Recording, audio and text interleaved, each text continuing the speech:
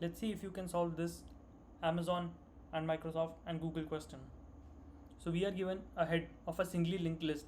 We have to return the middle node of the list. So we can see 1, 2, 3, 4, 5. 3 is the middle node, and when the number of nodes in the list are even, we have to return the second of the middle element. Let's try and solve this question. One of the valid approaches to the question would be the brute force approach, that is to find the total number of nodes in the list and then traverse the list again, but this time n by 2, the total number of nodes by 2, and return that element. So this would be a valid approach and this would pass all of the test cases, but there is a slightly better way to do it. Just think about it. We have to find the exactly middle element of the list. So if we are traversing the entire array once and we have to find out an element which is exactly in the middle, so what we could use is two-pointer method, a node that travels fast and a node that travels slow. So the slow node travels exactly half the speed of the fast node. In that way we can find the middle element of the list in a single traversal. Let's look at how we can do this. So initially there will be two pointers. There will be the fast pointer and there will be the slow pointer. Both of them will be initialized to head. And what we have to do is we have to check if fast exists. That is, fast is not null. If it is null, it does not exist. We can just write fast and fast next. But for clarity I have written fast is not equal to null and fast next is not equal to null. It means both of them exist. If so, change fast to current fast, its next element and its next element. If that sounds confusing, let me try to explain it slightly better. Consider fast to be current node and make the current node next of next. Go to the next element of the current node and go to its next element and place the current pointer at this position, and slow pointer will move just one at a time.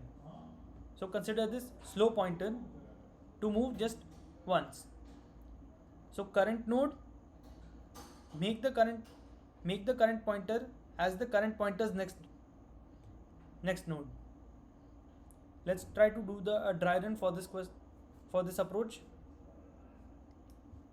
Initially fast and slow both will be at head. We'll check fast exists, yes, fast exists, and next of fast exists, yes, next of fast exists. So we'll move it. So consider fast to be the current node. So next element, its next element. Make point to fast at that position, fast. And slow will move just one at a time. Slow. Then check the condition again. Does fast exist? Yes, fast exists. Does the next of fast exist? Yes, it exists. So make the fast pointer to go to the next of the next. So fast will be pointing at this location now, and slow will move just one location.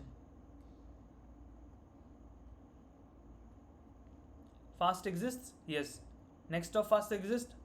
No. So stop and return as slow pointer, as we can see. Let's try and look at how it would be in a linked list with even number of nodes. So fast and slow both will start at head, and both of them will be moving at different speeds. So fast exists, yes. The next of fast exists, yes. So move fast to the location that the current fast next, its next. So fast will come here and slow will come here. Fast exists, next of fast exists. So move it to current fast's next, its next. fast will come here, slow will move here. Now again check, fast exists? Yes, fast exists. Does the next of fast exist? Yes. So move fast to current fast's next, its next. Fast will point at null and slow will move just by one position. So does fast exist? No, fast is null, so it does not exist.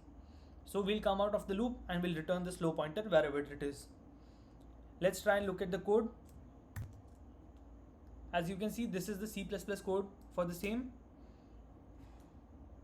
So as I said, fast is not equal to null. You can also write it as fast, because if it's null, by default compiler will consider it to be not true. Same way, fast next, it means fast's next is not null. If it is not null, only then it will be considered as true. Slow will move half the speed as the fast pointer. Let's try and run this.